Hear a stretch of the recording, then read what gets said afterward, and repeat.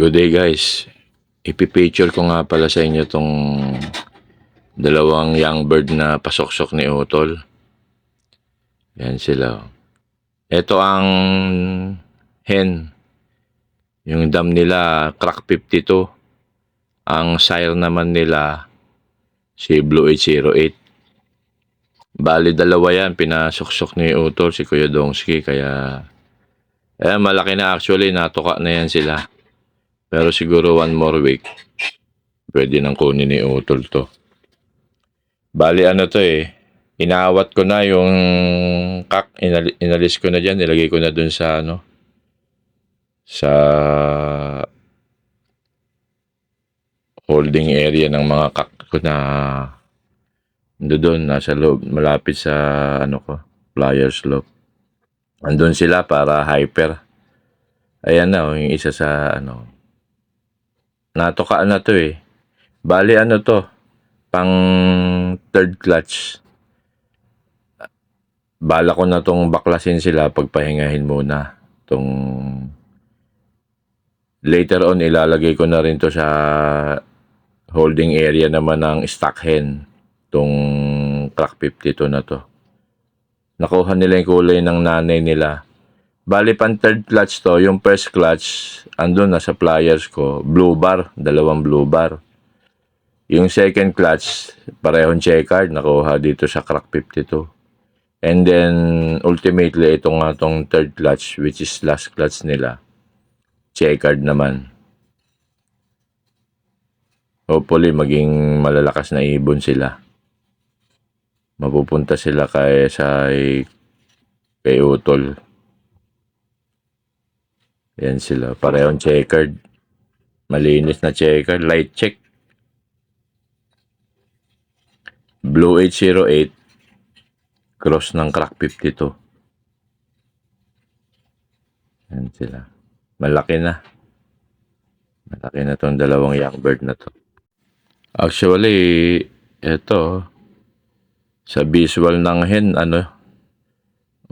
pa rin maganda pa rin ang kondisyon niya After 3 clutches, hindi pa rin tumukod.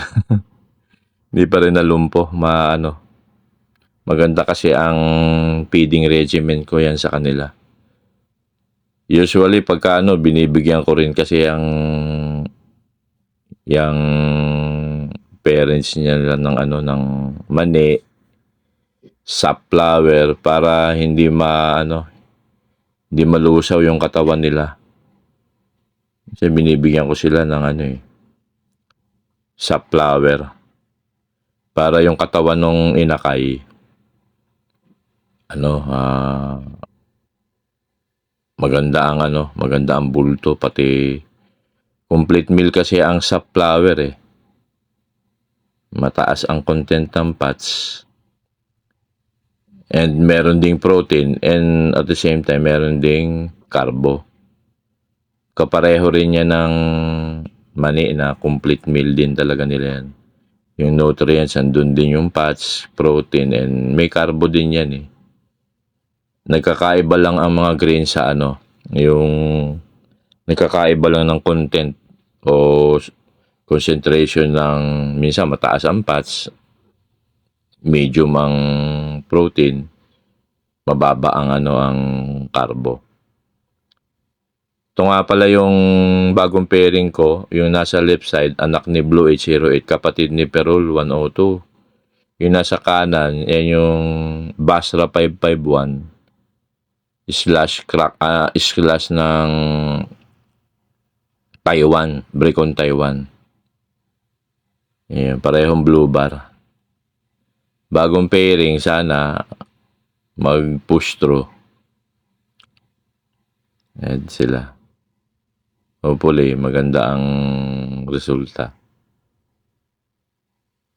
Ayan ang kak, yung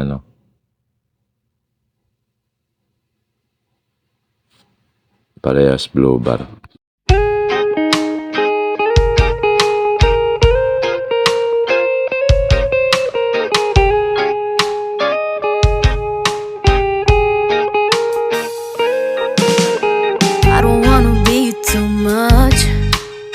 just wanna feel your love. I just wanna know how you feel, baby. I just wanna go where your love take me.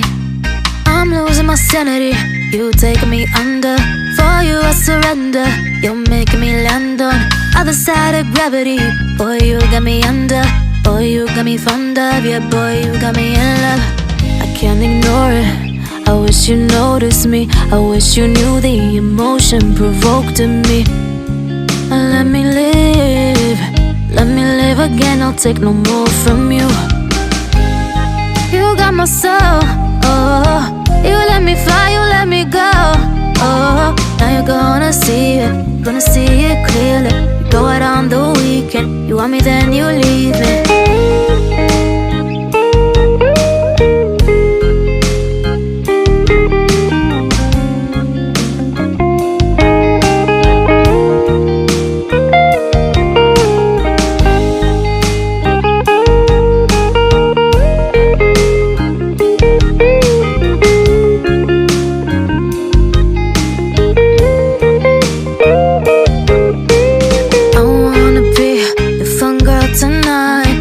Take you on the ride of your life.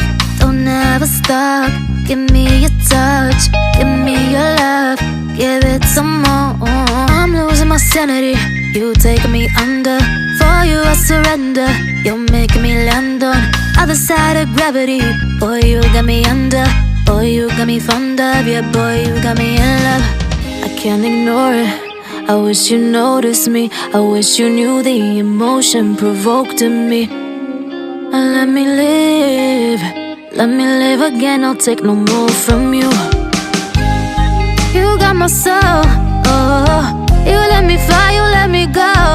Oh, now you're gonna see it. Gonna see it clearly. You go out on the weekend. You want me, then you leave me. You got my soul. Oh, you let me fly, you let me go. Oh, now you're gonna see it. Gonna see it clearly. You go out on the weekend. You want me, then you leave me.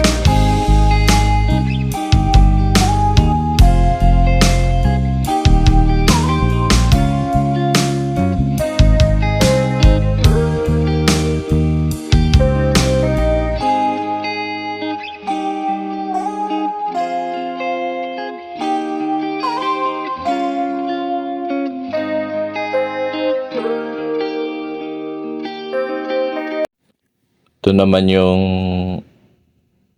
second pairing na bago. Yan ang kapatid yan ng kak na Brecon Taiwan Basra 551. Yang hen yan eh. Ang kapairing niya, Emil Gaspar. Unluckily, dahil sa nasa 1 o'clock na ako ngayon, naalisan ko yata ito ng tubig. Ayan ang kak. Yan ang Emil Gaspar. Naalisan ko ng tubig. Sa kalituhan ko siguro, or nakalimutan ko. Kaya yung isa nilang itlog, yan no, kinain nila. More likely, kinain nila yan. Yan, may may itlog na yun. Kaya yan, nangyari yan, isang itlog na lang. Pero first time na ginawa nitong nila, ang pairing nila yan. Very evident, andyan yan yung shell. Yung isang kinain nila sa uhaw. Kasi na-overshoot ko. Mas lalo overlate na akong umakyat ngayon. Ayan Pero okay lang, ganun talaga ang breeder. Pagka nauhaw yan at nagutom na nakaligtaan mo. Na wala sa isip ko na may itlog na nga pala yan. Hindi ko siguro na ibalik yung tubig. Naalis ko dahil pumunta ako sa Stocklop. Kaya, ayan, kinain nila yung... Ganyan talaga ang breeder pagka walang tubig tsaka pagkain. Kakainin nila yung itlog nila. Pero, luckily, isa siya at maging fertilya. Ayan yan ang shell kita Either nabasag nila or kinain nila. Ayan Pero ganun pa man, yung isang itlog at kung fertile yan, maganda ang malalaman natin yan later on kung maging fertile yung itlog na yan. At kung mabubuhay, napakaganda rin kasi ayan ang shell, oh.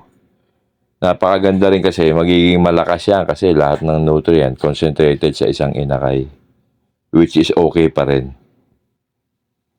Ayan sila, wala, nakaligtaan ko. Pero ganun pa man, okay lang din yan. Hindi naman big deal yan kasi first time nilang mag-pair eh. Actually, sa ibang pansier, dinidiscard nga nila yung unang itlog eh. Pero sa akin, goods yan. Ganda pa naman ng pairing nito, parehong blow bar. Dalawang pairing, parehas blow bar. Ang gaganda ng mga ibon na to. Ano to? Yan, Emil Gaspar. Pahiram sa akin to ni... Yan, both sire and dam. Pahiram sa akin yan ni Brad Rodel. Ayan o. Pero magandang tong hen na to. Ang ganda mag-alaga to. Ginawa ko ang yaya to doon sa anak din ni Blue eh. Yung dalawa kong flyer na blue bar. Napalaki nila. Ngayon siya naman ang nakasalang na. Ang gandang to, Emil Gaspar. Yung kak. Hopefully, magbuga ng magandang inakay, malakas. And then, doon na tayo mag-aspire na kailangan makapag-rear ka muna ng malakas na inakay bago ka mangarap na karera. Mahabang proseso talaga. Sana magiging fertile yan, then ultimately, mag-turn out na maging isang young bird / flyer.